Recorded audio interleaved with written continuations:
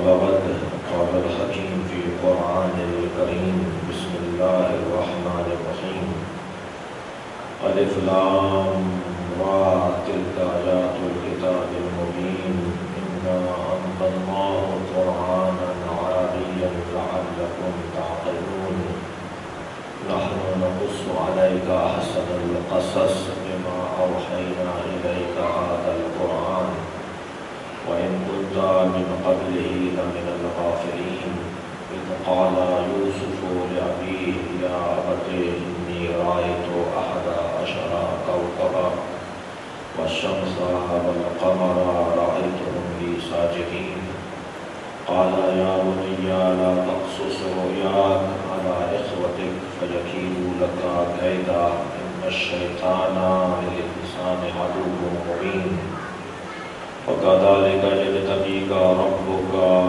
ويعلمك من تأويل الأحاديث ويتم نعمته عليك وعلى آل يعقوب كما أتمها على أبويك من قبل إبراهيم وإسحاق إن ربك عليم حكيم لقد كان في يوسف وإخوته آيات للسائلين إذ قالوا ليوسف وأخوه أحب إلى أبينا منا ونحن عصبة إن أبانا لفي ضلال مبين صلى الله عليه وسلم.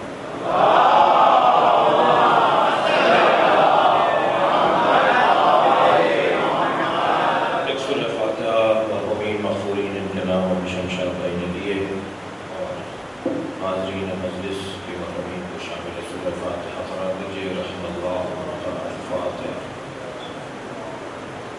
بسم اللہ الرحمن الرحیم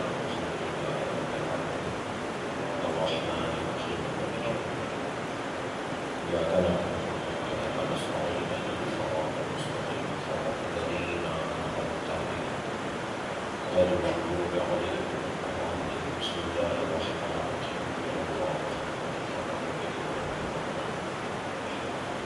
بسم الله الرحمن الرحيم. بسم الله الرحمن الرحيم. لم يلد ولم يولد اللهم صل على محمد وآل محمد. درود پڑھنے کے بعد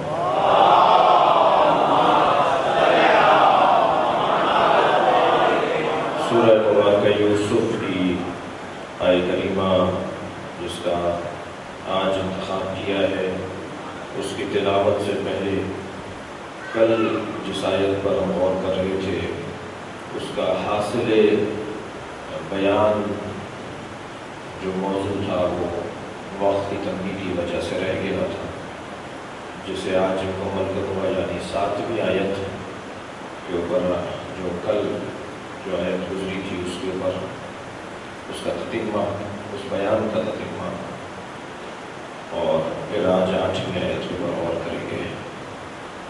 میں مجلس میں شریک خواتین کے ساتھ کل تبارک کے حوالے سے کچھ بے توجہی رہی اور مومنین انتظام سے زیادہ شرکت تھی تو خواتین کچھ تبارک سے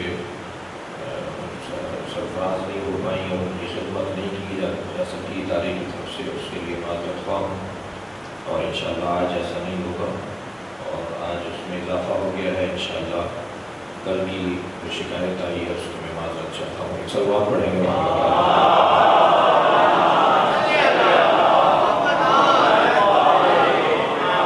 اس سے بہتر صلوات دیا کریں.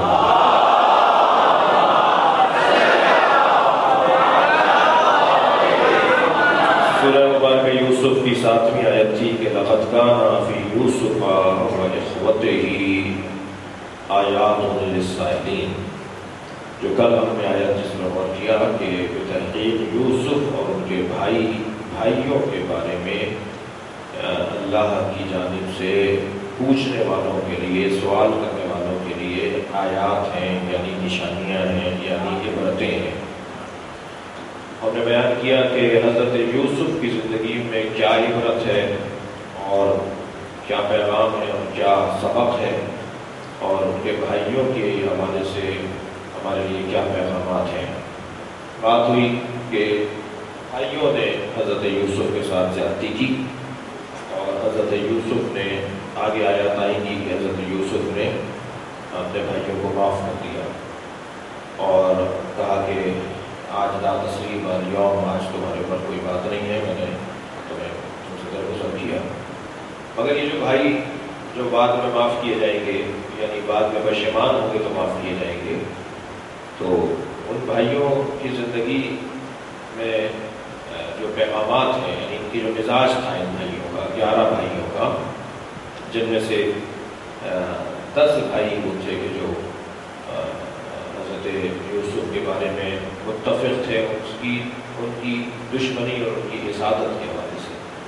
ایک بھائی بہرحال جو ہے وہ بنیامین جو حضرت یوسف کے بھائی تھے، وہ بہرحال ارادتاً ایسا نہیں تھا، لیکن اکثریت کے ساتھ ہونے کی وجہ سے۔ ایک صلوات پڑھے محمد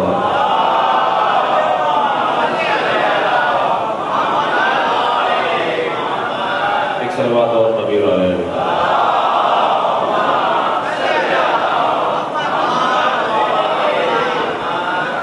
اس سے بہتر صلوات ہدیہ کریں۔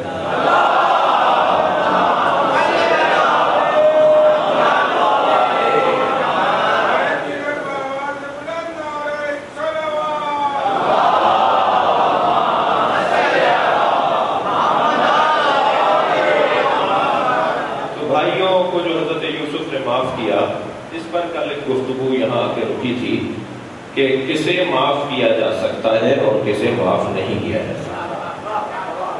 آج کی گفتگو میں کل کی بات کو مکمل کروں گا اس مضمون پر۔ ہمیں ائمہ کا پیغام ہے، ہمیں اللہ کا حکم ہے، ہمیں رسول اللہ کی سیرت سے یہ حاصل ہے اور ائمہ کی زندگی سے یہ سبق ہے کہ ہمیں درگزر کرنا چاہیے، معاف کرنا چاہیے۔ یعنی بھائیوں کے بارے میں، حضرت یوسف کے بھائیوں کے بارے میں اور حضرت یوسف کے بارے میں جو ایک اہم ترین پیغام ان کی زندگی سے آیات للسائلین کے عنوان سے ہے، وہ یہ کہ یوسف کہتے ہیں معاف کرنے والے کو، اور یوسف کے بھائیوں کی زندگی میں غلطیاں کرنا پایا جاتا ہے۔ اب کس کو معاف کیا جا سکتا ہے؟ ایک تو نمونہ عمل ہے معاف کرنے والوں کا۔ اب ہمارے لیے کیا کسوٹی ہے کہ کس کو معاف کریں اور کس کو معاف نہ کریں؟ عزیزان گرامی، 3 لوگ ایسے ہیں جو آج کے بیان میں میری بات کو مکمل کر رہا ہوں۔ 3 طرح کے لوگ ہیں جن کے لیے معافی نہیں ہے۔ 3 طرح کے لوگوں کے لیے معافی نہیں ہے، یعنی میں ہی نہیں، آپ ہی نہیں، اللہ نے انہیں معاف نہیں کیا ہے، رسول اللہ نے انہیں معاف نہیں کیا ہے، ائمہ نے انہیں معاف نہیں کیا۔ وہ 3 طرح کے لوگ کون ہیں؟ سب سے پہلا وجود یا سب سے پہلا شخص جس کے لیے معافی نہیں ہے، اسے سزا ملنی ہے۔ معافی سے مراد یہ کہ سزا نہیں ملتی، مراد یہ ہے نا، اسے سزا نہیں ملنی۔ تو وہ پہلا شخص کون ہے کہ جسے سزا ملنی ہے، معافی نہیں ملنی؟ وہ ہے گنہگار متجری۔ اب دیکھیے جو اصطلاحیں ہوں گی وہ تو میں ادا کروں گا، پھر ان بچوں کے لیے تشریح کرنا بھی میرا ہی کام ہے۔ گنہگار متجری جو ہے اس کے لیے معافی نہیں ہے۔ ایک ہوتا ہے جری، ایک ہوتا ہے متجری۔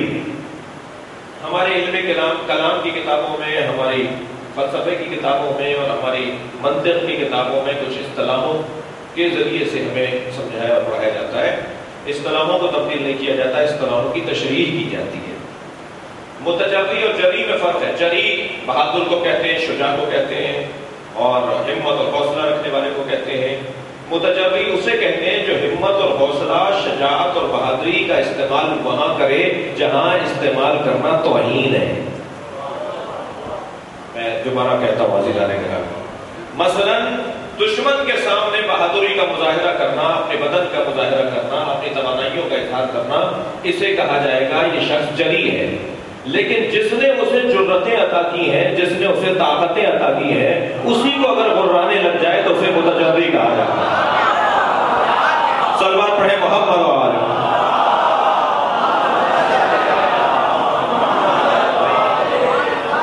یہ بدن کی طاقت اللہ نے تمہیں دی تھی، یہ ذہن کی صلاحیت تمہیں اللہ نے عطا کی تھی، یہ تمہیں اچھے خاندان میں اللہ نے پیدا کیا تھا، یہ شکل صورت کا تمہیں اللہ نے اچھا بنایا تھا، تم اسی اللہ کی نافرمانی کر رہے ہو جس نے تمہیں توانائیاں عطا کی ہیں۔ تو ایسے شخص کو جری نہیں کہتے بلکہ متجری کہتے ہیں. صلوات پڑھیں گے محمد وآلہ.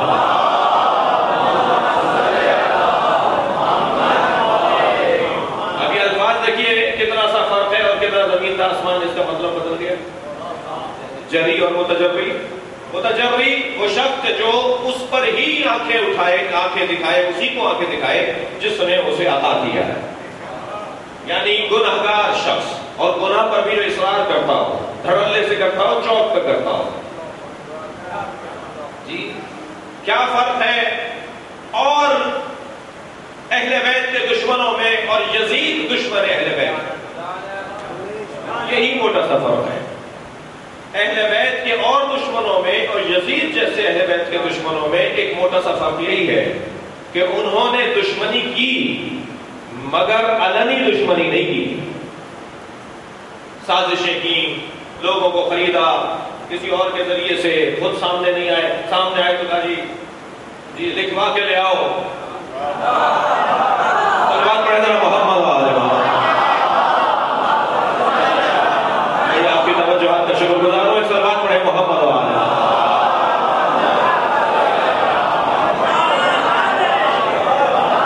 یہ اور طرح کے لوگ تھے, لیکن ایک ایسا شخص ہے, یا چند ایسے اشخاص ہیں جو اہل بیت سے جنہوں نے دشمنی کی, انہوں نے اظہار کیا اس کا.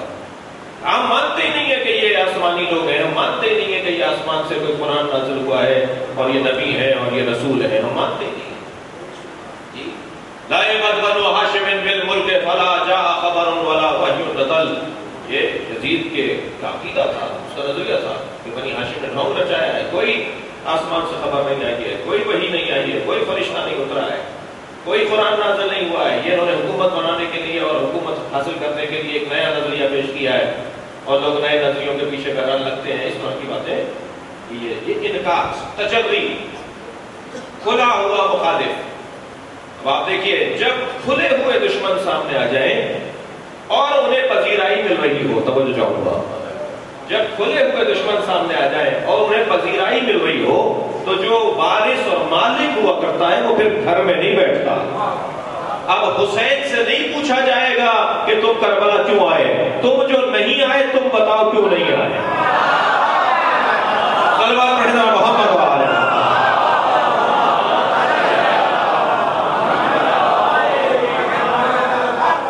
متجری گناہگار جو ہے اس کی معافی نہیں ہے, متجری گناہگار کی معافی نہیں ہے.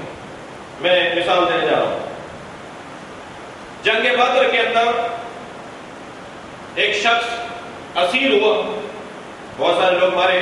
یہ جنگ جیتی مسلمانوں نے, ظاہری جیت اس کو کہتے ہیں. یہ ظاہری جیت بھی مسلمانوں کے نصیب میں آئی اور ایک شخص کو اسیر کیا گیا.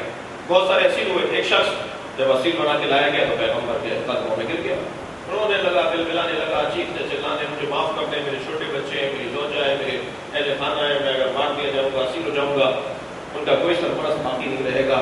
پیغمبر سے معافی مانگنے لگا. پیغمبر اکرم نے رحمت للعالمین, پیغمبر اکرم نے فرمایا کہ میں نے اسے معاف کیا, اسے جانے دو, اس کی رسیاں چھوڑ دو. مگر اسے مخاطب کر کے سرکار نے فرمایا آئندہ مشرکوں کے ساتھ کسی جنگ میں شریک نہیں ہوگے. یہ شرط لگا کر پیغمبر نے اسے روانہ کر دیا. جنگ احد میں پھر آ گیا. کچھ ہی دن بعد, کچھ ہی عرصے بعد تو دوسری جنگ ہو گئی. جنگ احد میں پھر ہی آ گیا اور پھر اسیر ہوا.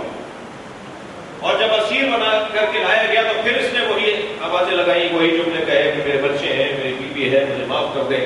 تو حضرت نے وہ ایک قاعدہ قانون دیا جو ہر جگہ ہمارے لیے کار فرما ہے اور ایک اصول زندگی کے طور پر ہمارے کام آنے والا قاعدہ ہے. اور ویسے بھی پیغمبر کی ذات اور ائمہ اہل بیت کی ذوات مقدسہ اور پھر قرآن مجید یہ فارمولوں کی کتاب اور فارمولے عطا کرنے والی زندگیاں ہیں. اصول حیات مرتب کرنے والے لوگ ہیں. ان کی زبان سے نکلنے والے جملے جو ہوتے ہیں نا وہ قاعدے قانون ہوا کرتے ہیں, وہ اصول زندگی ہوا کرتے ہیں. پیغمبر اکرم نے فرمایا اللہ اکبر, لا یلدخ المومن من حجر مرتين. مومن ایک سوراخ سے 2 مرتبہ ڈسا نہیں جاتا, لہذا اسے قتل کر دیا جائے. صلوات پڑھیں گے محمد وآلہ.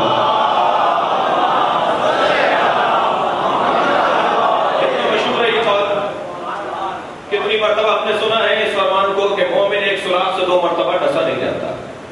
حضرت نے یہ کہہ کر فرمایا اسے قتل کر دو، اس لیے کہ یہ دوبارہ وہی کام کرنے آیا ہے جو کام یہ پہلے کر چکا تھا. تو متجری گنہگار جو ہے اس کی معافی نہیں ہے. پہلا شخص جس کی معافی نہیں ہے وہ متجری گنہگار ہے. یہ روایت بہار الانوار میں بھی ہے، مشکات الانوار کے اندر بھی ہے، اور دوسری اور جگہوں پر بھی ہے. اس باب میں کہ متجری گنہگار کے حوالے سے کیا اور ہمیں پیغامات ملتے ہیں. ایک اور روایت سن لیجیے. نوروز جو ہمارے ہاں خاص طور پر فارسی بولنے والوں میں، اور یہ قزاقستان، ازبکستان، افغانستان، ایران، ان ممالک میں بہار کا پہلا دن جسے نوروز کے طور پر، یہ عید کے طور پر تہوار مناتے ہیں، عید مناتے ہیں. یہ صدیوں پرانا تہوار ہے، اور اس ظاہر ہے یہ صدر اسلام نہیں بلکہ قبل اسلام، اعلان ظہور اسلام سے پہلے کا تہوار ہے اس علاقے کا. اور جب اسلام نے ظہور فرمایا، اسلام کا ظہور ہوا، تو بہت ساری چیزوں کی اصلاح کی گئی، اور بہت ساری چیزوں سے چشم پوشی کی گئی، اور بہت ساری چیزوں پر امضا کیا گیا، یعنی ان کی تائید کی گئی. یعنی بہت سارے ایسے احکام ہیں آج بھی شریعت میں کہ جو اسلام سے پہلے کے تھے، اور شریعت نے اس کے اوپر امضا کیا ہے، یعنی اس کے اوپر سوات کیا ہے، اسے پسند کیا ہے، اس کو قبول کر لیا ہے. کچھ تو جو ہے وہ ان کا نقصان نہیں ہے اس لیے قبول کیا گیا ہے، کچھ میں فائدہ تھا کہ اگر یہ نہ ہوتا تو اسلام بھی یہی آگے کہتا جو پہلے سے تھا. ان میں ایک بڑی تعداد وہ فیصلے ہیں، وہ احکامات ہیں جو حضرت عبد المطلب نے مرتب کیے تھے یا حضرت ابو طالب نے مرتب کیے. ان ہستیوں کے مرتب کردہ طور طریقوں کو اسلام نے آ کر پسند کیا ہے. خانہ کعبہ کے ساتھ چکر اور طواف مکمل ہوگا، صفا و مروہ کے درمیان 7 دفعہ سعی، یہ احکام حج جو ہے وہ حضرت عبد المطلب نے مرتب کیے تھے. انہوں نے بتایا تھا کہ حج کیسے کیا جائے گا. صلوات پڑھیں ذرا محمد.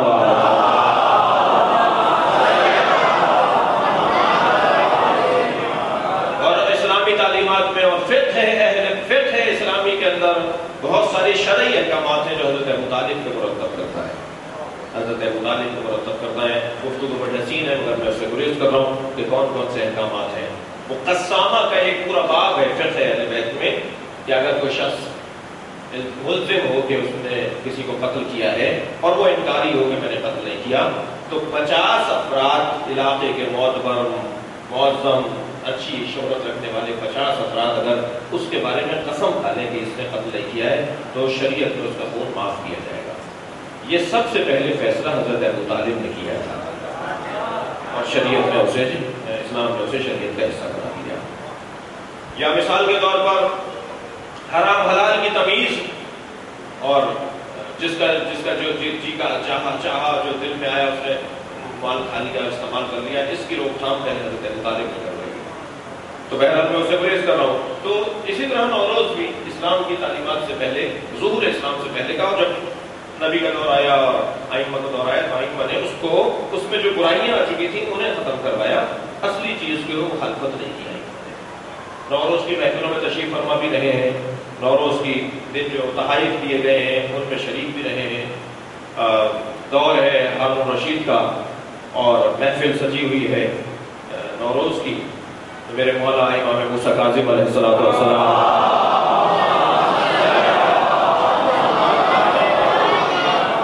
کے لیے کرسی لگائی گئی ہے، حضرت تشریف فرمائے، خاص نشست حضرت کی سجائی گئی ہے، اور دربار کے اندر لوگ تحفے لے کر آ رہے ہیں، تحائف لے کر آ رہے ہیں، اور وہ جمع ہوتے جا رہے ہیں، یہاں تک کہ بہت بڑا ڈھیر لگ گیا تحفے تحائف کا. وہ مامو ہارون رشید کے لیے تحفے آ رہے تھے اور خوشی عیدی دی جا رہی تھی اور لی جا رہی تھی. تو جب وہ محفل برخاست ہوئی تو حضرت جب اپنی جگہ سے بلند ہوئے اور آگے بڑھے تو حضرت کی جوتیاں اٹھا کر دربار میں موجود ایک شخص نے دونوں کو جوڑ کر مولا کے پیروں کے ساتھ رکھ دی کہ مولا جوتیاں پہن لیں. تو مولا نے جیسے جوتیاں پہنی تو ہارون رشید کی آواز آئی کہ یہ سارا مال حضور کے ساتھ روانہ کیا جائے. حضرت کی طرف اشارہ کرتے کہا جتنا بھی تحفے تحائف آئے ہیں یہ سارا مال حضور کے ساتھ روانہ کیا جائے. حضرت نے اس مال کی طرف دیکھا اور جوتی سیدھی کرنے والے کی طرف دیکھا. حضرت نے فرمایا یہ سارا مال میں جوتی سیدھی کرنے والے کو دے دیں.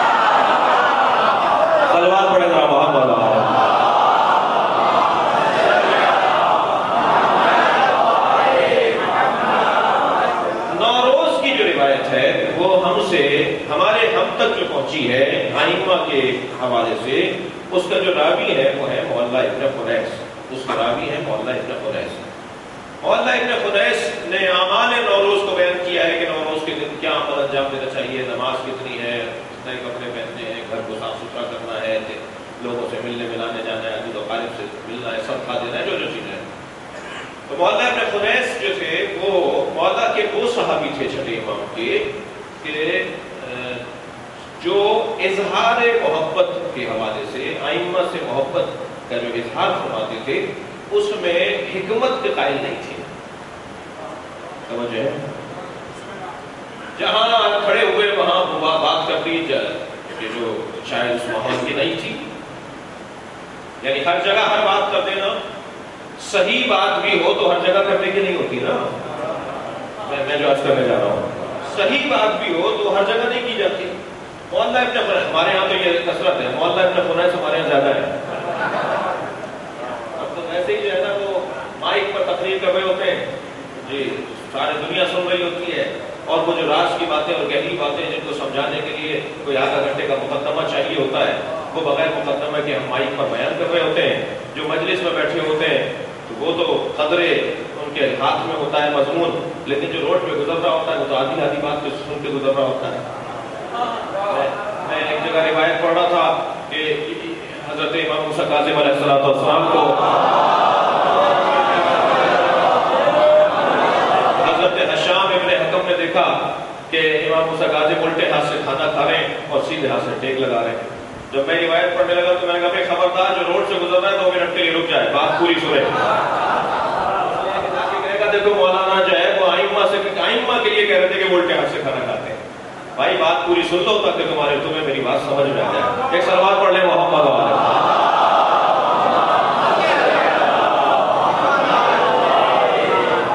ایک اور صلوات دیا کریں گے محمد۔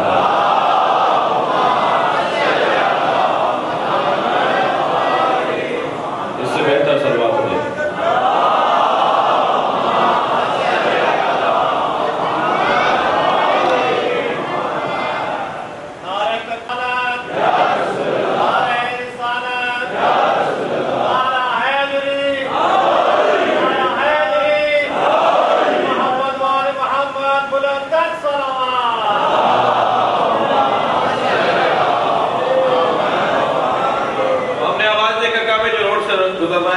بات پوری سن کے جائے، آدھی بات سن کے جائے گا تو کچھ اور سلسلہ ہو جائے گا۔ ویسے ہی سوشل میڈیا نے اس وقت ناک پہ دم کیا ہوا ہے، یہ آدھے کے لیے ٹکڑوں میں بیان کر کے پہلی محرم کو جو ہم نے نشتر پاک کے اندر بات کی تھی وہ اگر پوری سن لی ہوتی تو شاید مجھے ہاتھ پھول پہنائے جاتے، میرے بارے میں منفی بات نہیں کی جاتی، اگر وہ آدھی ٹکڑا سا سنا کر لوگوں کو۔ بہرحال معصومین کا فرمان ہے تم ہماری خاطر زندگی گزارو، ہم تمہاری مدد خود کریں گے۔ ہمیں اپنے آپ کو ان کے حوالے کرنا چاہیے، باقی پھر وہ جانے اور امت اور قوم جانے۔ میں نے بیان کیا، میں کبھی آدھی باتیں سنا، امام موسیٰ کاظم الٹے ہاتھ سے کھانا کھا رہے تھے، سیدھے ہاتھ سے تکیہ لگائے ہوئے تھے۔ بات یہ ہے کہ حشام نے جب یہ منظر دیکھا تو وہ جا کہیں اور گئے تھے، مگر انہوں نے رخ کیا امام صادق کے گھر کی طرف۔ جب حضرت کی گلی میں پہنچے کہ جا کے انہی کے بابا سے پوچھتا ہوں کہ آپ کے بیٹے جو ہمارے آئندہ کے امام ہیں وہ الٹے ہاتھ سے کھانا کھا رہے ہیں، سیدھے ہاتھ سے ٹیک لگائے ہوئے ہیں۔ تو ابو بصیر حضرت کے گھر سے برآمد ہو رہے تھے، حضرت کے گھر سے نکل رہے تھے۔ ابو بصیر نے پوچھا کہ کیا بات ہے، تم پریشان لگتے ہو؟ کہا امام سے ایک سوال کرنا ہے۔ اچھا، ابو بصیر وہ شخصیت ہے جن کے بارے میں امام نے فرمایا کہ جو بات ابو بصیر کہہ دے سمجھو ہم نے کہی ہے۔ تو معمولی انسان تو تھے نہیں ابو بصیر نے کہا کیا بات ہے؟ کہا ایک سوال کرنا ہے۔ کہا مجھ سے پوچھو، اگر تشفی نہ ہو تو پھر امام سے پوچھنا۔ کہنے کہ ماجرا یہ ہے کہ میں یہ دیکھ کر آ رہا ہوں سیدھے ہاتھ سے تکیہ لگا کے بیٹھے ہیں اور الٹے ہاتھ سے کھانا کھا رہے ہیں۔ تو ابو بصیر نے کہا اس میں پریشانی کی کیا بات ہے؟ امام کے دونوں ہاتھ سیدھے ہوتے ہیں۔ صلوات پڑھنے میں محمد علیہ۔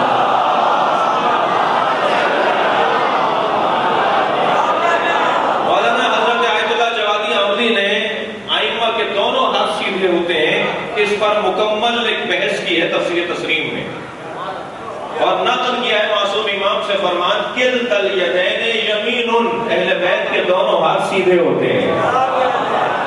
یہ امام سے حدیث کو نقل کیا ہے، اہل بیت کے دونوں ہاتھ سیدھے ہوتے ہیں۔ حضرت آیت اللہ جوادی احمدی فرماتے ہیں کہ میں نے بہت غور کیا کہ ائمہ کے دونوں ہاتھ سیدھے کیوں ہوتے ہیں، اس لیے کہ ان سے خیر ہی خیر صادر ہوتا ہے، ان سے خیر کے علاوہ کچھ صادر ہی نہیں ہوتا۔ اور پھر اس کے بعد ایک جملہ بڑا حسین لکھا ہے انہوں نے، ہمارے معاشرے میں وہ تبرہ کہلاتا ہے۔ انہوں نے جملہ لکھا ہے کہ اہل بیت کے دونوں ہاتھ سیدھے ہوتے ہیں اور اہل بیت کے دشمنوں کے دونوں ہاتھ الٹے ہوتے ہیں، اس لیے کہ ان سے کوئی خیر صادر نہیں ہوتا۔ کلمات پڑھیں گے محمد و آل محمد۔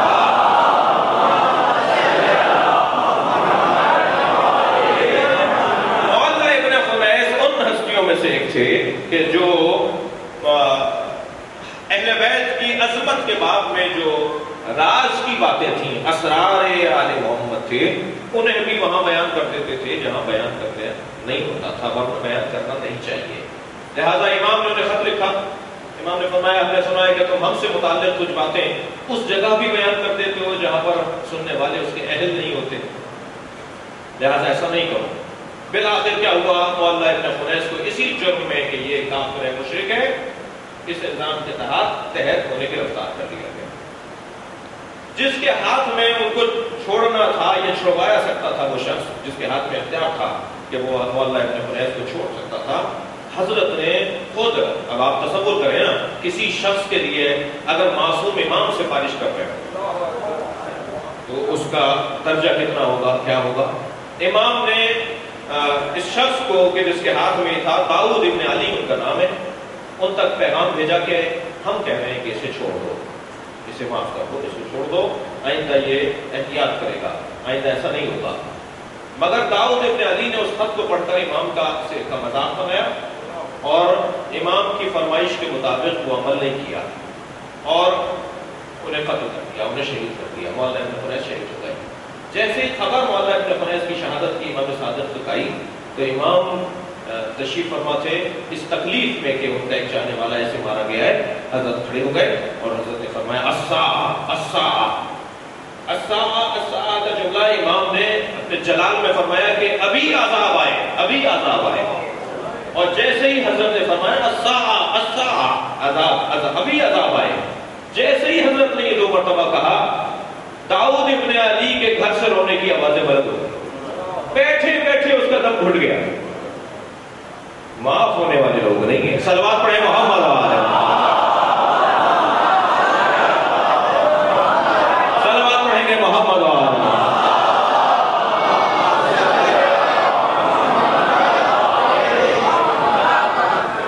جو ائمہ کی بات کو نہ رکھیں، جو اہل بیت کی بات کو رد کر دیں، جو کہنے کے بعد یعنی اللہ اکبر، تو یہ پہلی قسم ہے متجری گناہگاروں کی، جو دھڑلے سے گناہ کرتا ہو، جو ہے وہ جس کو کہیے کہ بہادری اور شجاعت کا اظہار کر کے کہتا ہوں میں ایسا کرتا ہوں، ٹی وی چینل پر بیٹھ کر کہتا ہوں میں شراب پیتا ہوں، یہ خطرناک لوگ ہیں، یہ عذاب الہی کے انتظار میں رہے، یہ عذاب الہی کے انتظار میں رہے۔ گناہگار سوائے معصومین کے کوئی معصوم 14 کے علاوہ کوئی معصوم نہیں ہے، سب سے غلطیاں ہو سکتی ہیں، سب غلطیاں کرتے ہیں، لیکن غلطی کرنے والا اگر اپنی غلطی کو چھپائے تو پھر اللہ ستار العیوب ہے۔ جب خود غلطی کرنے والا چھپا رہا ہے تو اللہ تو وہ چھپانے والا ہے ہی، لیکن اگر کوئی علنی گناہ کرتا ہو، کیا فرق تھا اوروں میں اور یزید میں؟ اوروں میں اور یزید میں یہی فرق تھا، اور لوگوں نے گناہ کیے، غلطیاں کی، بہت کچھ کیا، اور وہ جان بوجھ کے کیا مگر اسے چھپاتے تھے، میں نے نہیں کیا اس نے کیا ہے، میں نے نہیں کیا اس نے کیا ہے۔ لیکن یزید کہہ رہا ہے لا بنو ہاشم بالملک فلا جاء خبر ولا وحی نزل، کچھ نہیں تھا، یہ ہو گئے بنی ہاشم کا، معاذ اللہ، کوئی قرآن نہیں ہے، کوئی وحی نہیں ہے، کوئی نبوت نہیں ہے، یہ علنی گناہ، تجربی متجربی شخص، توجہ ہے، یہ پہلا شخص ہے کہ جس کو معافی نہیں ہے، یہ پہلا شخص ہے جسے معافی نہیں ہے، یہ پہلی قسم ہے جسے معافی نہیں ہے۔ دوسری قسم کون ہے؟ کون لوگ ہیں؟ جو دین کو نقصان دینے والے لوگ، فرد کو نقصان پہنچانے والے اور ہیں، دین کو نقصان پہنچانے والے اور ہیں۔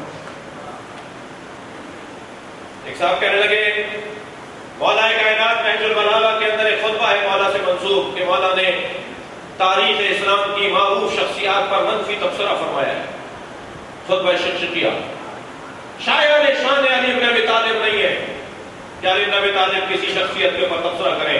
علی جیسے لوگ قانون کی بات کرتے ہیں، فارمولے اور اصول عطا کرتے ہیں، فرد کے اوپر مصداق کو بیان نہیں کرتے، فرد کے اوپر بات نہیں کرتے ہیں علی جیسے لوگ۔ بات تو بڑی اچھی ہے، لہذا علی بن ابی طالب کا یہ خطبہ نہیں ہو سکتا، یہ سید رضی نے کھڑا ہے اور علی کی طرف منسوب کر دیا ہے۔ یہ ایک موٹا سا اعتراض نہج البلاغہ پر آنے والے اعتراضوں میں ایک اعتراض نہج البلاغہ پر۔ عزیزان گرامی، اس کے پھر جواب دیے ہیں علماء کرام نے کہ یہ خطبہ شقشقیہ علی بن ابی طالب مولا علی ہی کا خطبہ ہے، اس لیے کہ اسلوب بیان بتا رہا ہے کہ علی کے علاوہ یہ وہ لفظ کوئی بول ہی نہیں سکتا۔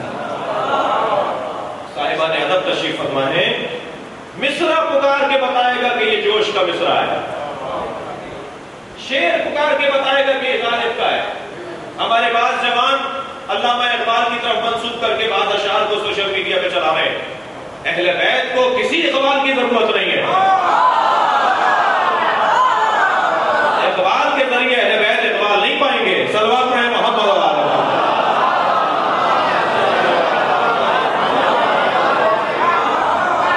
ان کے شعر ہی نہیں ہوتے اور اہل بیت اور ان سے منسوب کر دیے جاتے ہیں۔ کیا یہ سمجھ رہے ہیں آپ کہ اگر اقبال سے منسوب ہو کر شعر کو عام کریں گے تو زیادہ سنا اور پڑھا جائے گا؟ نہیں بھائی، شعر بتا رہا ہوتا ہے۔ مجھے معاف کیجیے گا، کل ہی ایک دوست ہمارے 4 مصرے سنا رہے تھے کہ اقبال کے دیکھیں کتنے اچھے مصرے، میں نے کہا یہ اقبال کے نہیں ہیں، مصرے بتا رہے ہیں کہ اقبال کے نہیں ہیں۔ اقبال کے زمانے میں یہ زبان تھی ہی نہیں۔ صلوات پڑھ رہا محمد و آل محمد۔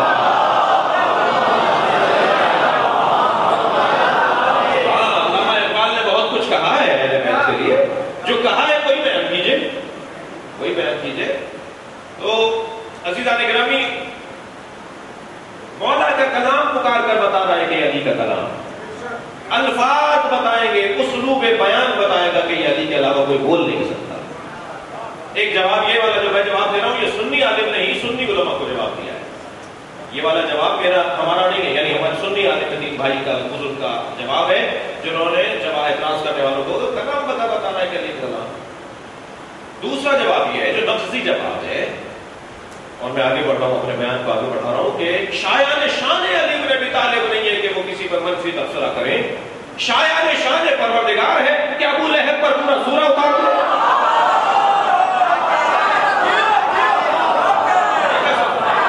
پورا سورہ اس کے ہاتھ ٹوٹ جائے۔ صلوات پڑھ رہا محمد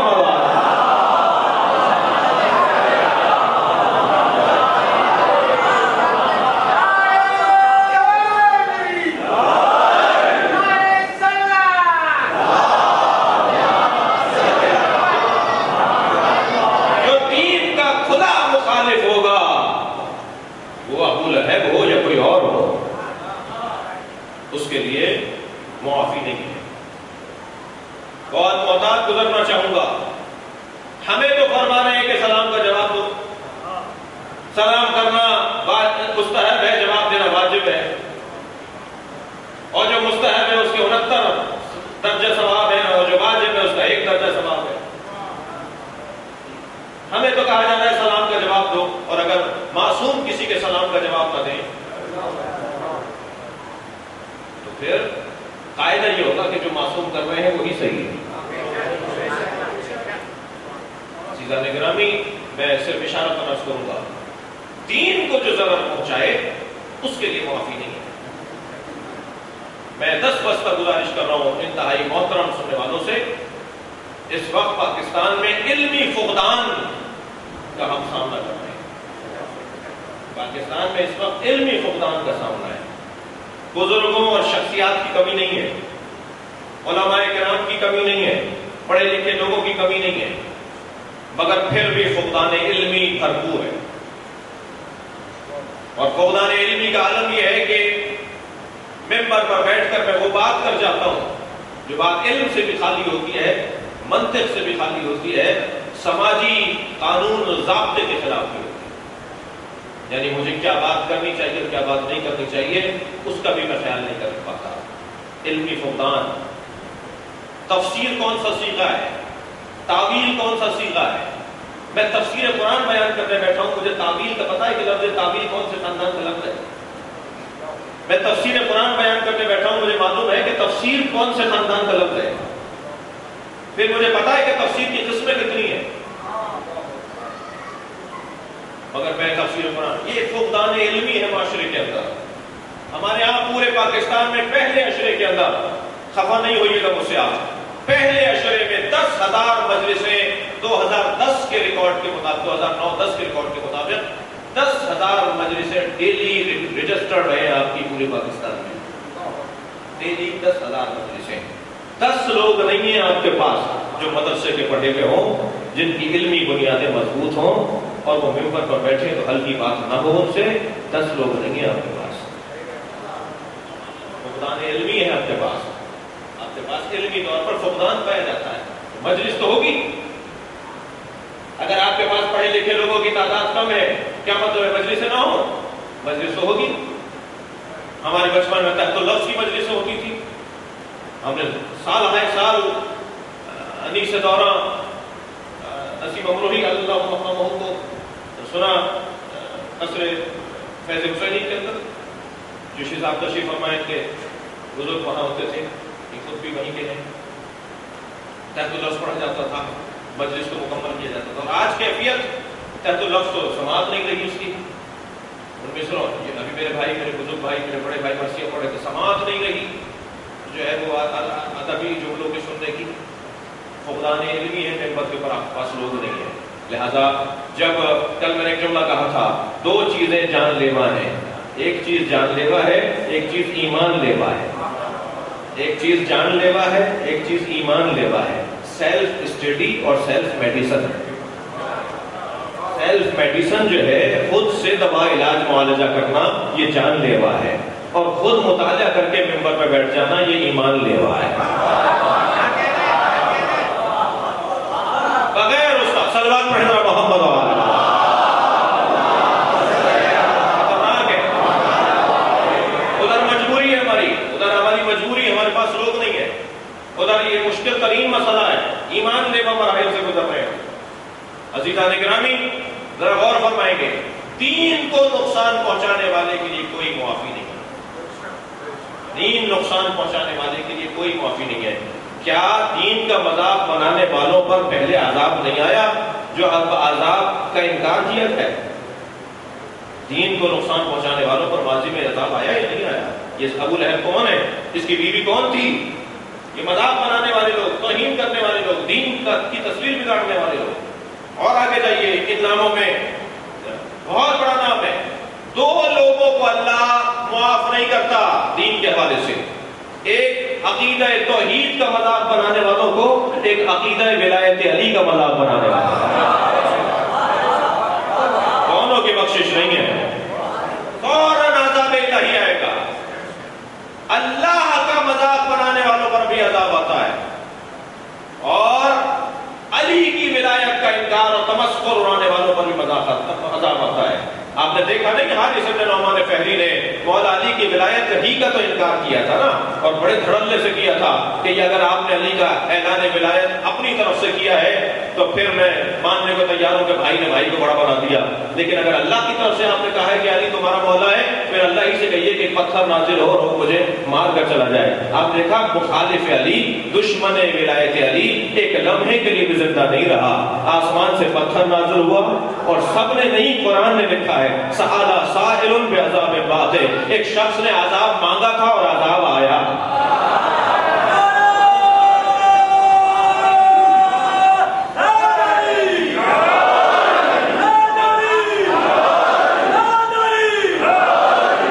دین کا مذاق بنانے والے عذاب الہی سے محفوظ نہیں رہیں گے. یہ ہے دوسری قسم جن کی معافی نہیں ہے، جن کی معافی نہیں ہے. مذاق بنانے نماز کا، ارے نماز نہیں پڑھتے، یہ محلہ معاشرے کی بنائی پڑھتے. بھائی قرآن کا انکار کرنے والی باتیں کر رہی ہیں. روزہ رکھ تو رہے نہیں ہو، چوک پہ کھڑے ہوئے تمہارا منہ کیوں چل رہا ہے؟ میں بیمار ہوں، روزہ نہیں رکھتا. بھائی روزہ نہیں رکھتا بدبخت آدمی، تو کم سے کم منہ بھی نہ چلا روڈ پر کھڑے ہو کر. کم سے کم روزے داروں کا احترام تو کر. ہمارے معاشرے کے اندر اتنی تجربیاں اتنی بڑھتی جا رہی ہیں، کون ٹوکے گا، کون روکے گا؟ جب تک عزیزان گرامی امر بالمعروف و نہی عن المنکر کے نظام کو مضبوط نہیں کریں گے، اس وقت معاشرے کی اصلاح نہیں ہوگی. ہمیں ٹوکنا